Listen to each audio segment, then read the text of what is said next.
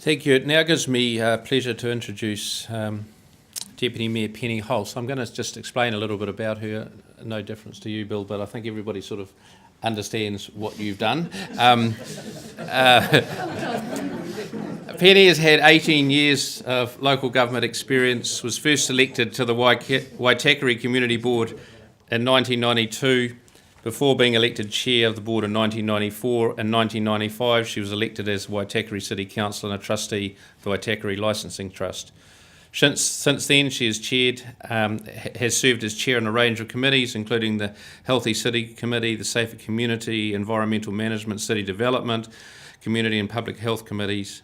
And in 2007, Penny became Waitakere City Council's Deputy Mayor, a long-time serving Waitakere City Mayor Bob Harvey. And since the formation of the Super City, Penny has been the Deputy Mayor of Auckland, as a current member of the National Council, chair of the Metro. No, you're not chair of the Metro. No, you're on the Metro Sector Group, and is a wonderful addition to local government. And it's with great pleasure, Penny, that we invite you to speak to us. Thank you, Minister. Thank you for your fantastic presentation. There's nothing like hearing it directly to suddenly make what we read in the newspaper make sense. So I do appreciate your honesty and your direct presentation without notes. Huge respect for that. To Arthur, John and the wonderful Lawrence, it's lovely to be here tonight. I just want to acknowledge two colleagues of mine, or one ex-colleague, Julie Hardacre, the Mayor of Hamilton, who's here. Julie, good to see you. And one of my favourite mayors in the old Auckland days, Andrew Williams, now MP. It's lovely to see you. Now, I am going to use notes, which is unusual for me, but there's quite a lot to get through quite quickly. Lawrence, thank you for using half my speech. So just starting with some descriptors that have been used lately with regard to the housing market. The housing crisis is for people who are neither rich nor poor, but it's massive. Housing affordability has collapsed and the type of housing being provided is unsuitable to the needs of additional households that will emerge over the coming decade. The primary concern of most prospective buyers is that there simply isn't enough supply of affordable housing. Now, which of these is being used to describe Auckland? Well, none of them actually. The first quote actually describes London and was used recently. The next describes Melbourne, which last week issued its own radical plan for revitalising the housing market in Melbourne amidst the projections of huge surges in population in that area. And the last refers to Chennai facing the same problems that we are. Auckland's described in those terms, and we've heard a lot about that, but we're not stepping back from the fact that housing in Auckland is incredibly expensive. And believe you me, I know. I've just replaced a big family home, downsized and bought a small family home for a hell of a lot more than we sold the big one for. So, it's a big issue. So we could argue that Auckland is lucky to be facing this challenge of growth, and acknowledging the points, Minister, that Lawrence has made. We are passionately committed to seeing our cousins around the region grow. Auckland doing well is a good thing. The regions around us growing is an even better thing. So I'm very keen for us to participate in that discussion. But for now, the focus is on housing. So as you can see, Auckland's housing unaffordability is one faced by many growing cities around the world. Put simply, people want to come to big cities where the jobs are, where the living standards are good, where there's an infrastructure around education, and where there are choices for how to spend your money and where to spend it. People want vibrancy and they want to live in big cities. And Auckland at the moment is taking the lion's share of the immigration that we're facing, as well as, sadly, people coming from around New Zealand to live in Auckland. But we're also facing some really challenging changes. We've got households that now have different choices about the price points that they want to purchase at, and also our families are changing. We're having larger families requiring big houses at the same time that people are downsizing and wanting smaller houses to live in, and at the moment we're actually not meeting either ends of those markets. Auckland's identified the housing crisis, or we identified the housing crisis early on at the creation of the Super City when we put the Auckland plan together. we understood that although the global financial crisis hadn't helped, and in 2009 just 3,600 houses were being consented, which was the lowest level in 15 years, we realised that we needed to intervene to do something. We simply needed to wrangle this crisis, and the government at the same time were certainly talking to us about it.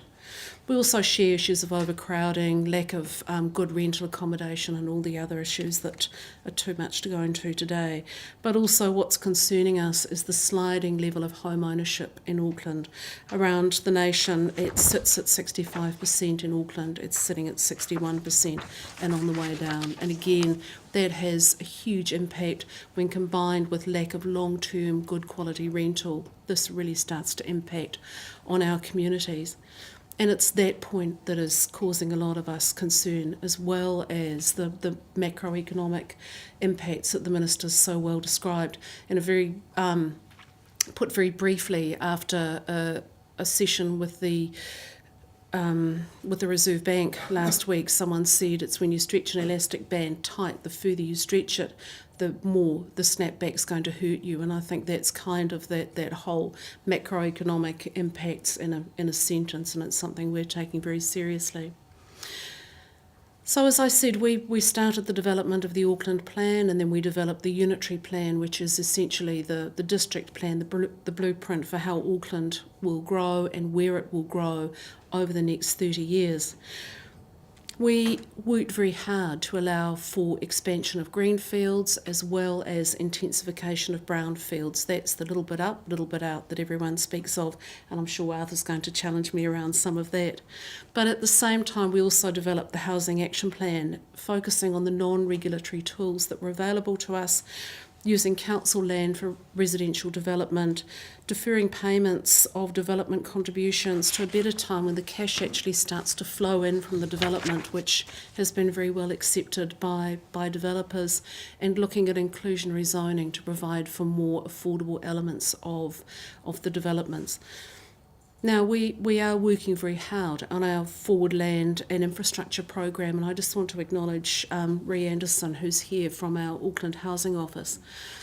Despite a lot of the conversations about the development of greenfields, we have greenfields that have been identified in what we're calling the rural-urban boundary, basically to fit and swallow up a city the size of Hamilton. So we're certainly taking very seriously the need to provide for greenfields.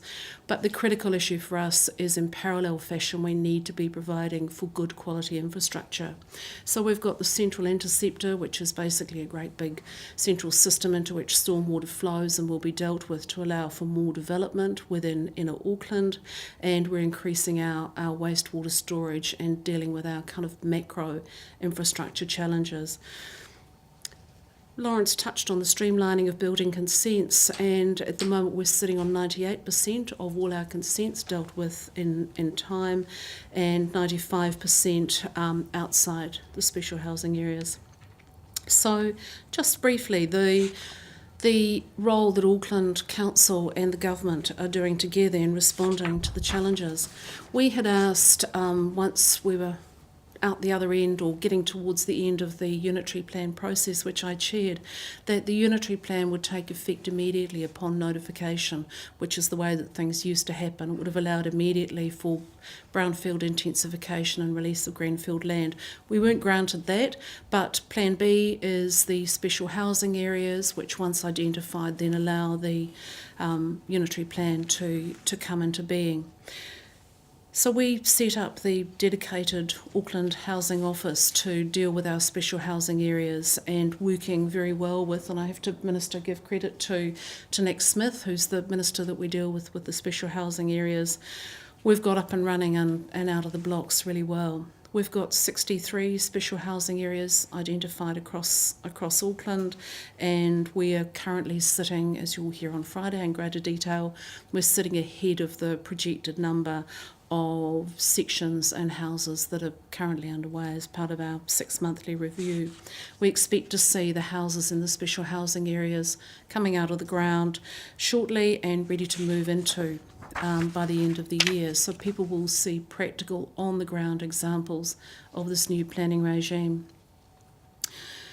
The critical changes here are not necessarily around hollowing out, simply reducing the developer contributions and some of the costs of consenting.